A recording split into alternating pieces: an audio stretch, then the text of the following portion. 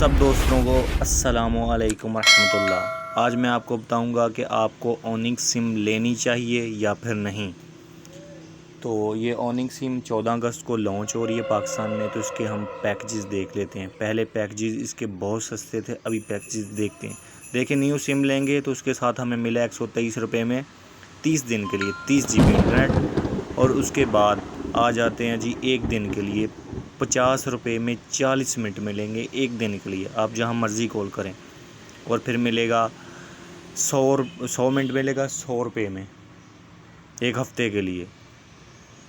और उसके बाद आ जाते हैं जी नेक्स्ट डाटा, 1 GB मिलेगा 40 रुपये में एक दिन के लिए। तो ये तो कुछ भी नहीं है, फिर दूसरी सिम से अच्छी हैं। इस पर आ जाते हैं,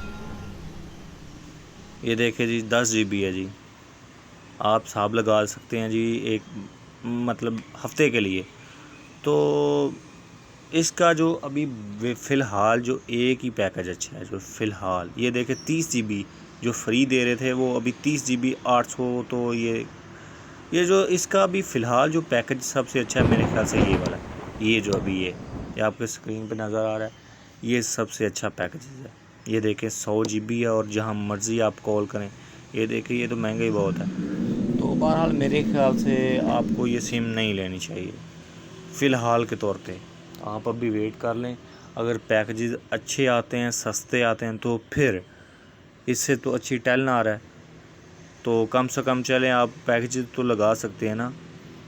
600 रुपये में 50 GB और यहाँ पे 800 रुपये में जाके 30 GB, तो ये फिर किसी काम का नहीं है, इसका फ़ायदा नहीं है। ये देखें जो मैंने अभी 123 रुपये में लगाया हुआ था तो ये मुझे मिला है, तो इसका फ़ायदा नहीं है। ये देखें इंटरनेशनल।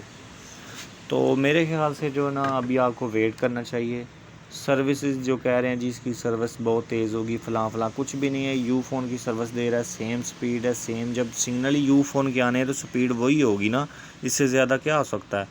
तो ये आपकी गलत फहमी है, तो इसको दूर करें। थैंक यू सो मच, खुश रहें, आबाद रहें।